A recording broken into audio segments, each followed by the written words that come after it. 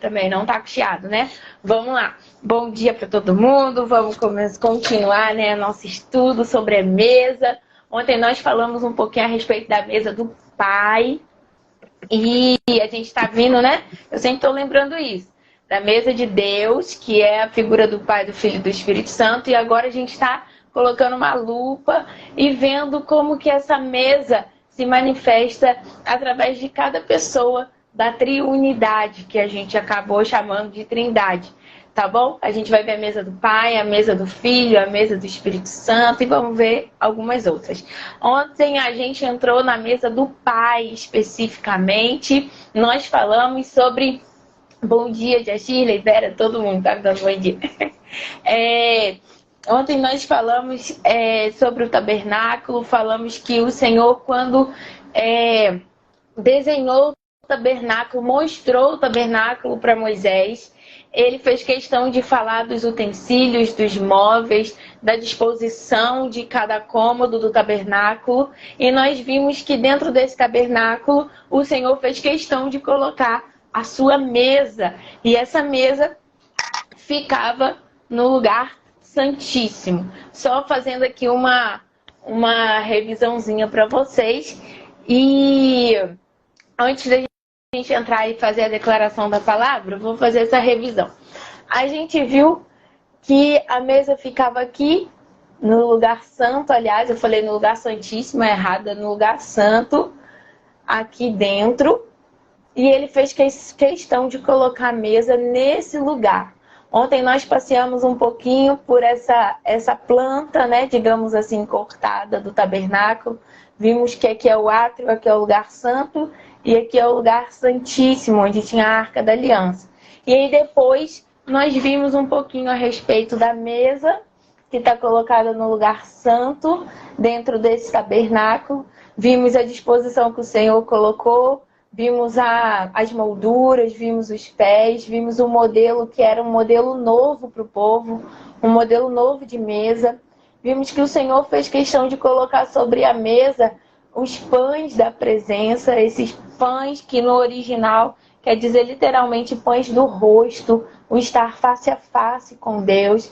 Vimos que o Senhor teve cuidado para colocar todos os utensílios também preparado de ouro, especificamente como ele tinha dito a Moisés. E vimos que esses pães, cada um significava as 12 tribos de Israel. Então era como se as 12 tribos estivessem presentes sempre na presença do Senhor. O Senhor deu uma ordem lá em Êxodo 25:30, dizendo: de modo que fiquem diante de mim o tempo todo os pães da presença.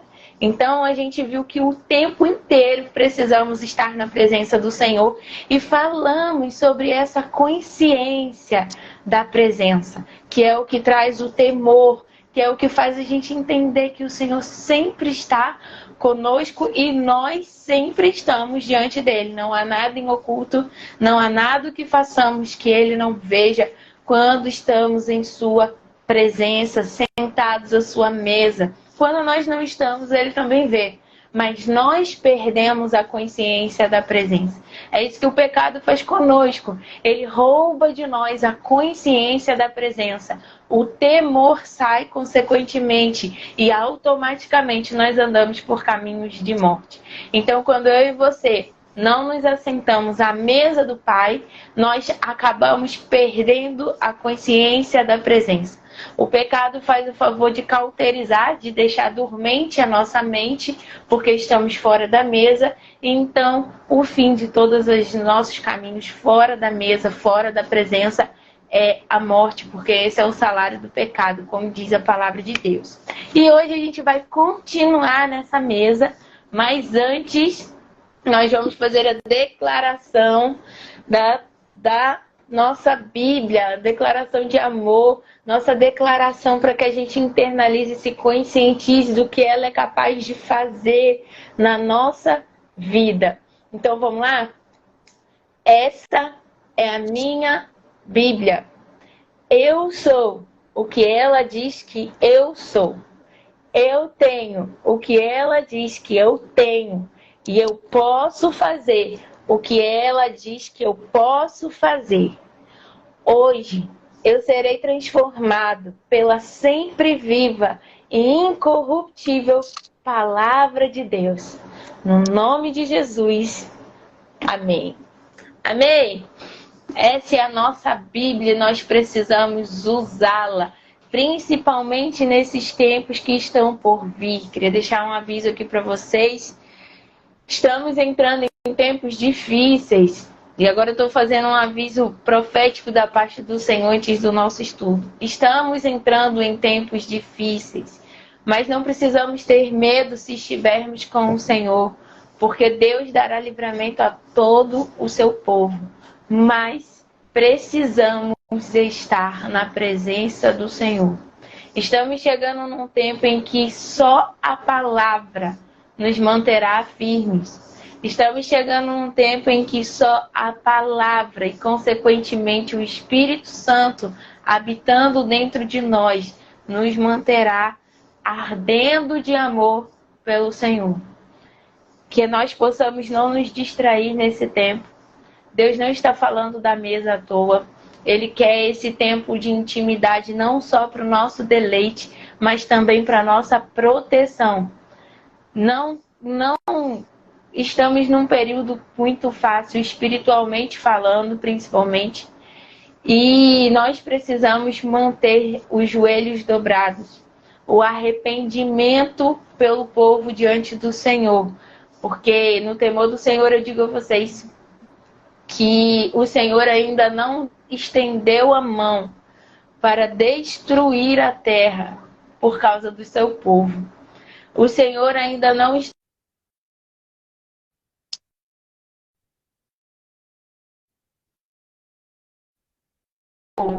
Nós temos compaixão, nós fazemos o Senhor ter compaixão do nosso povo, da nossa terra. Então que vocês possam ficar atentos, não é tempo de se distrair, é tempo de jejuar, é tempo de orar, é tempo de buscar a face do Senhor. E essa é a mensagem de Deus que eu queria deixar para vocês, porque eu não ia deixar, mas o Espírito Santo me mandou fazer, então estou fazendo. Amém? Então saibam que esse estudo da mesa não é só para deleite, é para ter consciência.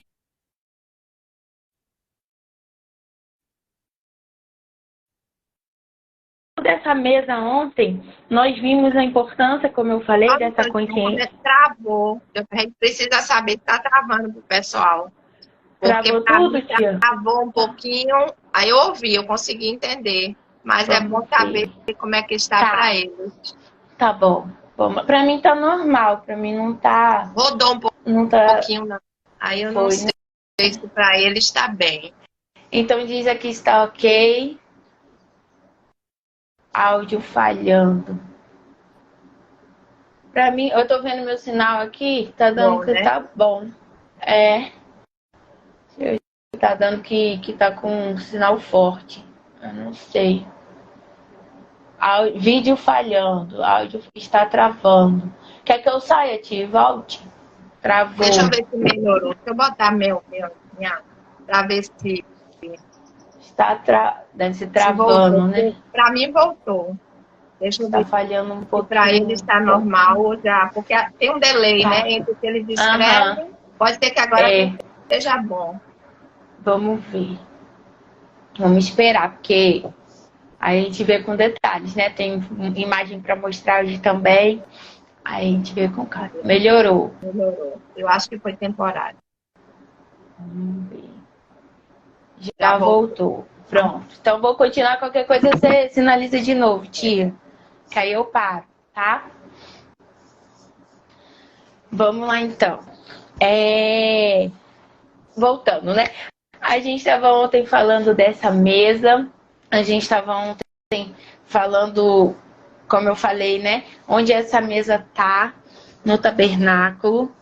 E eu parei ontem, acredito que falando sobre a consciência da presença e que o Senhor falou para colocar os 12 pães sobre a mesa, né?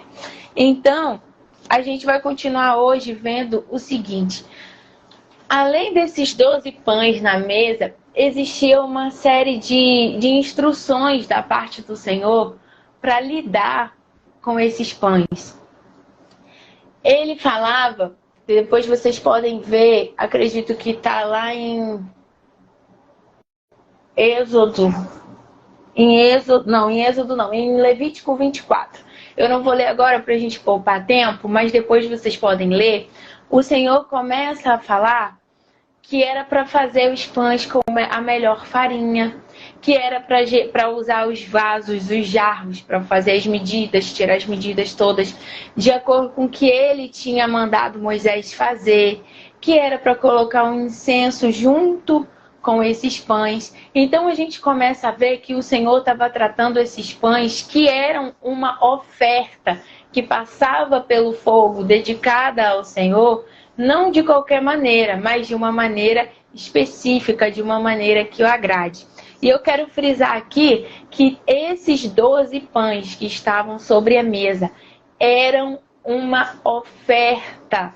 Lembra que nós falamos que na mesa de Deus nós nos tornamos a oferta? Nós nos tornamos uma oferta agradável? Aqui mais uma vez o Pai está dizendo, especificando que os pães que representavam as 12 tribos eram ofertas, e não só ofertas, mas ofertas que passavam pelo fogo. Olha só, por isso os nossos processos, por isso o nosso processo de santificação, por isso o Senhor nos coloca em tantas situações para que nós tenhamos o caráter aprovado, porque Ele deseja que sejamos uma oferta agradável a Ele. Então eu queria fazer essa observação também dos pães, para que mais uma vez a gente confirme que nós somos a própria oferta. Lá na frente, agora não, na mesa de Jesus, a gente vai ver que Ele, com certeza, respaldou isso quando Ele foi o próprio sacrifício, né? Quando Ele próprio se partiu ali. Mas a gente vai ver isso lá na frente um pouquinho. Agora eu preciso que vocês mais uma vez entendam que o Senhor está dizendo que nós somos a oferta, que devemos estar sempre na presença dele. E mais uma vez ele diz, essa oferta não é para ser trazida de qualquer maneira. Essa oferta precisa ser renovada. Quando vem a presença do Senhor, naquela época, o dia santo, o sábado, era onde os pães eram renovados. Os pães precisavam estar sem mofo, precisavam estar frescos, precisavam estar ser renovados na presença do Senhor, ok? Aí quando retiravam esses pães eram alimento para os sacerdotes que comiam esses pães. Eles eram autorizados a comer esses pães. Hoje eu queria também frisar com vocês o seguinte: o Senhor colocou essa mesa no lugar santo, como eu falei com vocês ontem. Mas o que será mais que tinha nesse lugar santo? Eu sei que vocês já devem ter ouvido falar, mas é importante a gente trazer para cá. Porque o Senhor não coloca nada em qualquer lugar. O Senhor faz tudo calculado, arquitetado segundo o coração dele, segundo o propósito dele. Isso quer dizer que você não está em qualquer lugar, eu não estou em qualquer lugar. Tudo é feito por Deus com um propósito. E não foi diferente com a mesa. Então, lá em Êxodo 25, 29 ao 31, a gente vê assim, ó. Faça um candelabro de ouro puro batido. Todo o candelabro e seus enfeites formarão uma só peça. A base, a haste central, as lâmpadas, os botões e as flores. Vamos parar por aqui. Em Êxodo 30, versículo 1, o Senhor diz assim: construa um altar de madeira de acácia para queimar incenso. Então, dentro desse lugar santíssimo, se vocês forem ler também, depois vocês podem ler com calma, Êxodo 30, além de Levítico 24, você vai ver que além da mesa, existia um candelabro que iluminava o lugar santo e um altar de incenso, ok? Nesse candelabro, nesse lugar santo onde tinha esse candelabro, Era função do sacerdote trazer o azeite de oliva puro que o povo trazia até o tabernáculo. E ele colocava azeite todos os dias nesse candelabro. A chama não podia se apagar. Desde o entardecer até a parte da manhã, o candelabro precisava ficar aceso. O lugar santo nunca ficava escuro. O lugar santo sempre estava com o candelabro ardendo, aceso. E o Senhor fez questão de colocar esse candelabro no mesmo ambiente onde está a mesa. E junto desse ambiente, eu não estou dando ênfase a esses dois objetos, porque eu só quero complementar o nosso foco na mesa com eles. Junto desse ambiente estava o altar de incenso. E exatamente em frente da cortina. Era como se fosse assim, ó. Essa imagem não está exatamente como eu queria.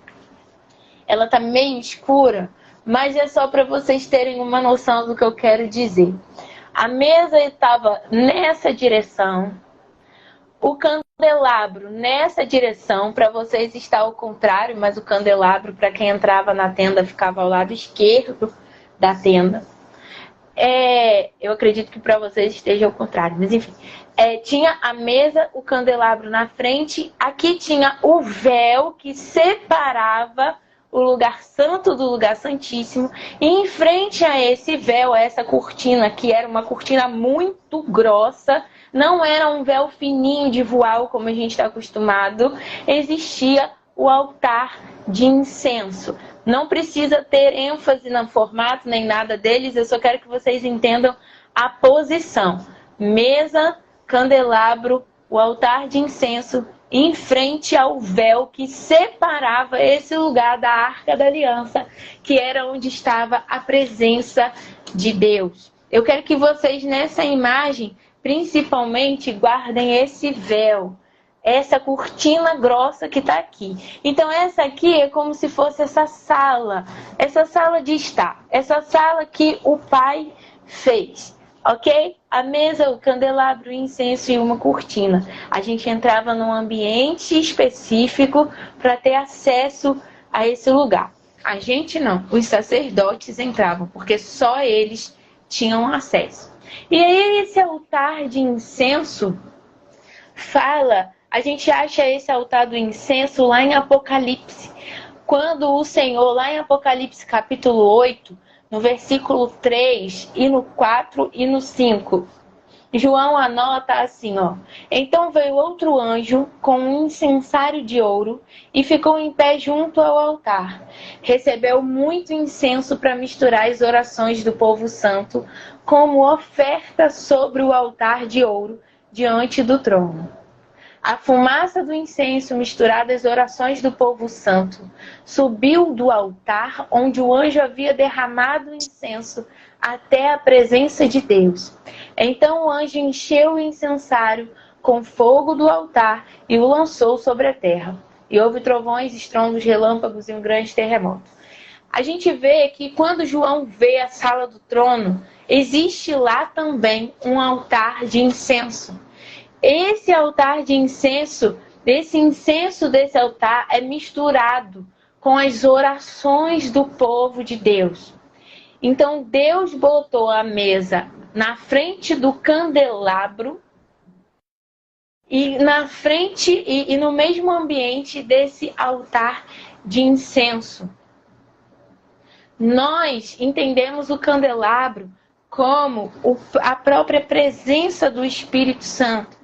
Por quê? Porque lá, quando o Senhor escreve as cartas às igrejas em Apocalipse, ele diz: diga ao anjo da igreja de Éfeso, diga ao anjo da igreja da Filadélfia, diga ao anjo da igreja. Ele vai falando o nome das igrejas e ele diz: se você, exceto com Filadélfia, né? Ele diz: se você não se consertar, eu virei e tirarei de você o candelabro. Ou seja, é a própria presença do Espírito Santo. O Espírito Santo está no povo. E esse povo que está cheio do Espírito Santo, que é a igreja do Senhor, é a própria representação do candelabro. O Espírito Santo arde na igreja, dentro de mim e de você.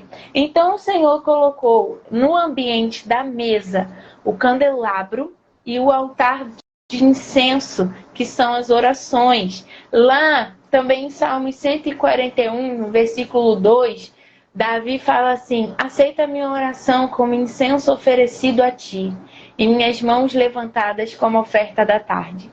Então, ele também faz referência à oração como incenso.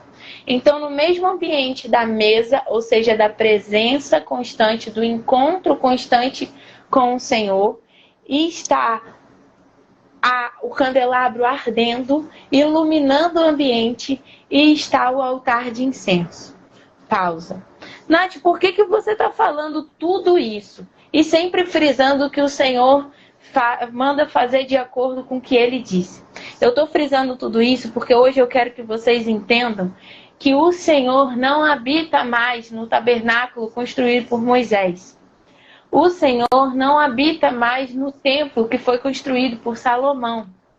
Quando Jesus veio e fez a sua obra maravilhosa, o templo, a casa de Deus, virou eu e você.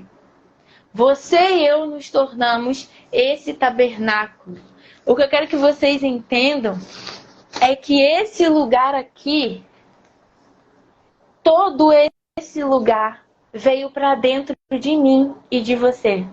Ele não deixou de existir espiritualmente, ele não sumiu, ele mudou de lugar. Agora ele não está mais fora, ele está dentro. Átrio, lugar santo, lugar santíssimo.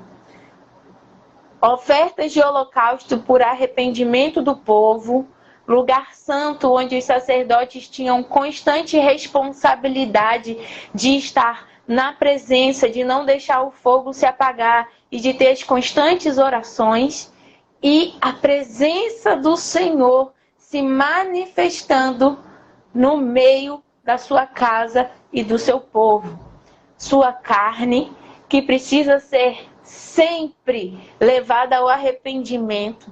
Sua alma, onde você tem a responsabilidade de estar sempre na presença, de comer da palavra, de renovar a sua mente, de manter a chama do seu coração acesa, de estar em oração constante diante do Senhor, de não deixar nenhum momento de fazer o seu devocional, de buscar a face, de buscar a presença e o seu espírito, onde o Espírito Santo veio habitar e a partir daqui ministra todo o seu corpo de maneira visível, tanto espiritualmente quanto para o povo que está ao redor. Eu quero que vocês entendam que isso aqui existe dentro de nós. A mesa do Senhor está dentro de você.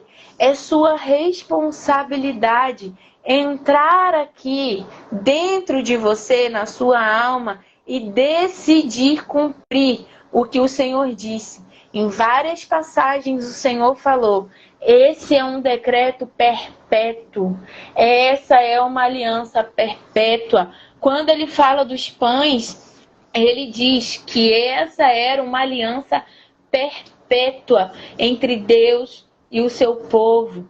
Quando o Senhor fala da presença, Ele está falando de uma aliança perpétua. Nós esperamos que só o Senhor se manifeste, mas o Senhor só se manifesta quando nós estamos concentrados em fazer isso aqui. E não podemos fazer isso aqui se a nossa carne não for levada ao arrependimento. Ela precisa constantemente ser apresentada ao Senhor como sacrifício, para que nós possamos entrar aqui. Lembra que o Senhor fez do seu povo uma nação de reis e sacerdotes. Só quem tinha acesso a esse lugar eram os sacerdotes. Hoje eu e você somos sacerdotes. Nós podemos e devemos entrar aqui. Quando você não coloca o azeite no seu candelabro, quando você não derrama o azeite puro no seu candelabro. O que é o azeite puro, Nath? É a sua fé. A sua fé todos os dias. A sua fé, porque quando você passa pela prensa do Senhor, assim como a azeitona passa na prensa, Ele extrai de você o óleo puro. A fé pura.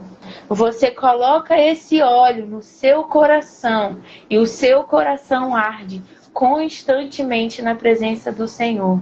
É isso que Deus está falando lá na parábola das 10 virgens, quando ele diz que 5 passaram pela prensa e levaram azeite na reserva, e 5 precisavam ir comprar ainda. Demora para você extrair o azeite, demora para você reservar o azeite. Então reservem o azeite nesse tempo, para que vocês possam ter o azeite reserva, para colocar no coração de vocês, no candelabro de vocês, quando o dia começar a escurecer. Na tardezinha, todos os dias, o sacerdote ia lá e renovava o azeite do candelabro, para que ele não se apagasse até a noite passar.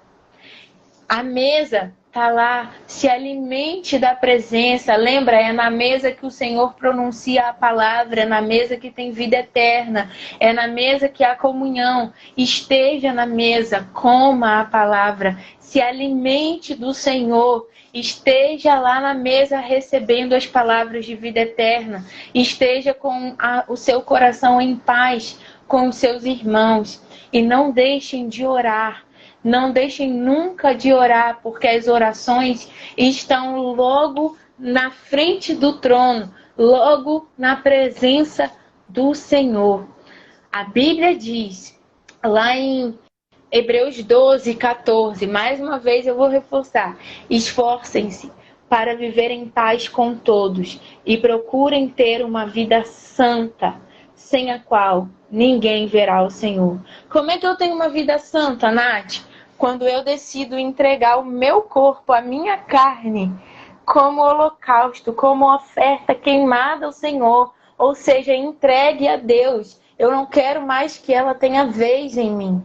Como que eu tenho uma vida santa, Nath? Quando eu vou para esse lugar secreto, todos os dias, quando eu faço questão de passar pelos processos, de me alimentar, não deixo de orar, quando eu tô lá todos os dias. E agora eu quero que vocês visualizem uma última coisa. Vocês entram aqui. Aqui é a parte da sua alma, a parte que você tem que fazer. Mas isso aqui não é mais assim. Isso aqui mudou. Quando Jesus veio, quando Jesus fez a sua obra redentora, quando Jesus morreu na cruz, a Bíblia conta pra gente que o véu que separava o lugar santo do lugar santíssimo, do lugar onde os sacerdotes faziam o que precisavam ser feito para se santificar, do lugar da presença, esse véu foi rasgado. Esqueçam o que está escrito aqui, só olhem a imagem. Esse véu, o véu que estava lá na outra imagem que eu pedi para vocês lembrarem, foi rasgado. Então agora, no lugar santo, onde há a mesa, o candelabro, o altar de incenso, também há a arca, a presença. Quando você entra nesse lugar secreto, você encontra diretamente a presença de Deus. Por isso que você precisa de uma vida de santidade para estar na mesa e para estar nesse ambiente onde a mesa está. Lembra que a mesa é o que está sobre e também em volta. Quando você está nesse ambiente, automaticamente você se depara com a presença de Deus. Por isso você precisa estar santo, porque a presença de Deus é santa e, do contrário, ela te consome. Você é santo quando você crê em Jesus e começa o processo de desenvolver a sua santidade, indo nesse lugar secreto todos os dias, dentro de você, Todos os dias você precisa fazer o seu devocional e estar na presença do Senhor. Lá em João 14, no versículo 22, diz assim: Judas, não Iscariotes, disse: por que o Senhor vai se revelar somente a nós e não ao mundo em geral? No 23, Jesus diz: quem me ama faz o que eu ordeno. Meu Pai o amará e nós viveremos para morar nele. Quando você ama ao Senhor, quando você se santifica, quando você como sacerdote entra nesse lugar, então o Senhor vem habitar dentro de você. E agora o seu espírito está vivificado, está cheio da presença do Espírito. E toda a sua alma passa a compartilhar dessa presença, passa a ser santo e, consequentemente, o seu corpo responde ao que está acontecendo aqui dentro. O que acontece é que muitos de nós estamos na igreja, estamos com o Senhor e não saímos do átrio, não saímos da parte do corpo, da parte do se é pecado ou não. Eu quero muito, não consegui vencer minha carne. Ah, meu Deus, mas eu fui cair em tentação. Ah, eu não consigo deixar de me chatear com alguém. Eu não consigo não ter mágoa de alguém. Eu não consigo não fazer sexo antes do casamento. Eu não consigo não xingar. Quando a gente ainda fica nessa crise, é porque a gente não entrou. A gente está aqui, ó. É pecado se eu usar short? É pecado se eu usar calça? É pecado se eu falar uma palavra que não é muito bonita? É pecado se eu desobedecer meus pais? É pecado se eu não honrar? É pecado se eu não der dízimo? A gente está aqui, ó, querendo saber o que a gente faz ou não para poder o Senhor aceitar a gente. Mas quando você sai desse nível e entra aqui no seu quarto, fecha a sua porta, entra no seu lugar secreto, vai ter o seu momento com Deus, que é a sua responsabilidade, então você entende que o tempo inteiro você está na presença do Senhor. É aqui que você tem que ficar. É aqui que você tem que habitar. Até o dia que o Senhor voltará e nos levará completamente para ficar com Ele em todo o tempo, sem nós precisarmos lutar para renovar nossa mente, para deixar o nosso coração aceso, para mantermos as nossas orações constantes diante do Senhor, até o dia que nós simplesmente nos deleitaremos, desfrutaremos da sua presença. Então a mesa, ela fica nesse ambiente. A mesa do Pai, ela fica num ambiente de responsabilidade, num ambiente de santidade, num ambiente de glória, num ambiente onde você não tem divisão entre você e a presença. Aqui os segredos são revelados. Aqui o céu é mostrado para você. Aqui você é renovado. Aqui tudo muda. Aqui você não é mais a mesma pessoa, porque todos os dias você entrou nesse ambiente onde a mesa está. Quando você não vem para a mesa, você não entra nesse ambiente. E aí você começa a ficar cada vez mais enfraquecido. E o pecado faz com que você não queira mais a mesa.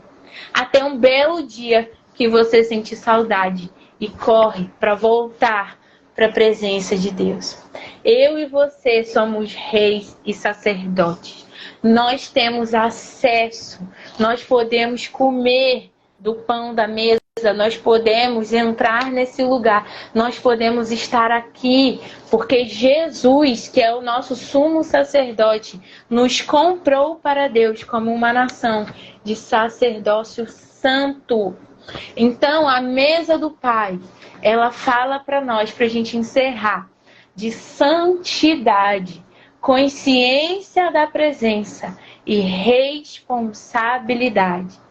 Você é responsável por buscar essas coisas.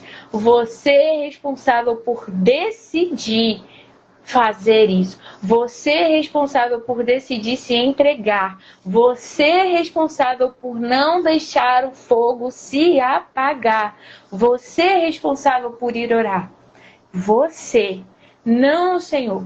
Enquanto você faz isso, automaticamente você contempla a presença, porque tudo virou uma sala só, um lugar só, um lugar santíssimo só, graças ao nosso Jesus. Foi isso que ele fez por mim e por você. Então, se a mesa do Pai fala de santidade, fala desse lugar de responsabilidade e de consciência da presença, o ambiente onde o Senhor colocou a mesa é um ambiente de redenção, um ambiente de resgate, um ambiente que te dá acesso novamente, um ambiente que vai te remir, que vai te trazer de volta, que vai te dar salvação. Esse é o ambiente que o Senhor colocou dentro de você. Por isso que a Bíblia diz sobre a gente não perder a alegria da salvação. A alegria da salvação é isso aqui. É a gente ter acesso a esse lugar, que não é mais físico, mas está dentro de mim e de você. Tenha consciência da presença. Tenha a responsabilidade de fazer o que precisa ser feito na presença do Senhor. Tema ao Senhor e se santifique, porque a Bíblia diz que sem santidade ninguém verá Deus. Sem santidade ninguém verá ao Senhor. Como eu li lá em Hebreus 12:14. Procurem ter uma vida santa, porque sem santidade ninguém verá o Senhor. É disso que ele está falando. Você não pode entrar aqui se você não deixar o Senhor te santificar. Amém? Essa é a mesa do Pai. Hoje a gente encerrou essa parte da mesa do Pai. Essa mesa da santidade, do temor, da responsabilidade, da consciência.